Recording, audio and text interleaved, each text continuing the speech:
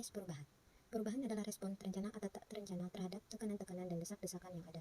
Perubahan organisasi memiliki arti perubahan yang terjadi pada pelaku organisasi, struktur organisasi, dan teknologi dalam suatu organisasi dalam meraih aktivitas organisasi. Manajemen perubahan adalah upaya yang dilakukan untuk mengelola akibat-akibat yang timbul karena terjadinya perubahan dalam organisasi. Perubahan mempunyai manfaat bagi kelangsungan hidup suatu organisasi. Tanpa adanya perubahan, maka dapat dipastikan bahwa usia organisasi tidak akan bertahan lama. Perubahan dapat terjadi karena sebab-sebab yang berasal dari dalam maupun di luar organisasi tersebut.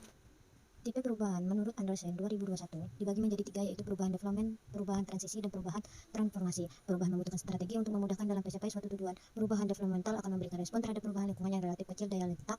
Perubahannya tentu akan lebih kecil jika dibandingkan dengan tipe-tipe perubahan lainnya. Perubahan transisi memiliki respon yang lebih signifikan terhadap perubahan lingkungan. Perubahan ini membutuhkan substitusi pengganti yang tentunya akan lebih bermakna dan bermanfaat dibanding sebelumnya, tetapi karena sifatnya substitusi tersebut, maka perubahan transisi ini menjadi sangat kompleks. Perubahan transisi ini dilakukan berdasar atas kebutuhan yang ditentukan sebuah perubahan dan pembenahan sangat berbeda dengan tipe perubahan yang ketiga, yaitu transformasi. Perubahan transformasi ini menggunakan media isu wacana sebagai trigger untuk berubah dan berbenah. Tipe ini sangat membutuhkan keterampilan kepemimpinan yang konsisten dan welcome terhadap perubahan dan semua isu yang ada. Perubahan merupakan indikator keberhasilan dan kesuksesan serta kecakapan seorang pemimpin dalam memimpin sebuah organisasi, menjadikannya sebuah kesempatan dan strategi untuk mengetahui prediksi tentang kisaran peluang yang terjadi di masa mendatang. Perubahan memiliki tujuan untuk meningkatkan, menguatkan, dan sekaligus memperbaiki sebuah organisasi agar lebih efektif dan efisien.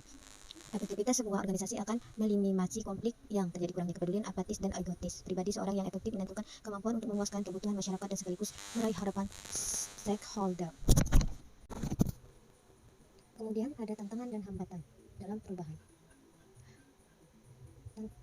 Tantangan dan perubahan penerapan change management dalam suatu organisasi tidak selalu berjalan mulus dan dapat dihadapkan pada berbagai tantangan berikut. Tantangan umum yang mungkin dihadapi dalam menerapkan change management.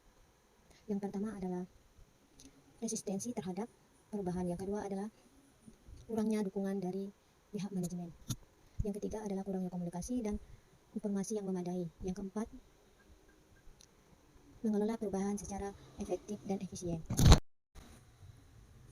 People juga termasuk perubahan dalam sebuah organisasi. Sangat dipahami bahwa pada kenyataannya terdapat banyak variasi dari perubahan organisasi yang disebabkan karena bekerja banyak faktor. Oleh sebab itu, dalam mencoba memahami tipologi perubahan organisasi yang cukup banyak variasinya, itu dapat dikembangkan suatu pergolongan perubahan atau secara sederhana, namun dipandangkan dapat membantu dalam memahami perubahan atau organisasi. Kriteria pertama yang digunakan dalam tipologi adalah direncanakan atau tidak direncanakan suatu perubahan. Berdasarkan kriteria tidak, maka perubahan organisasi dapat merupakan suatu perubahan yang sengaja yang direncanakan sebelumnya, sehingga dapat diperkirakan maupun masalah yang muncul.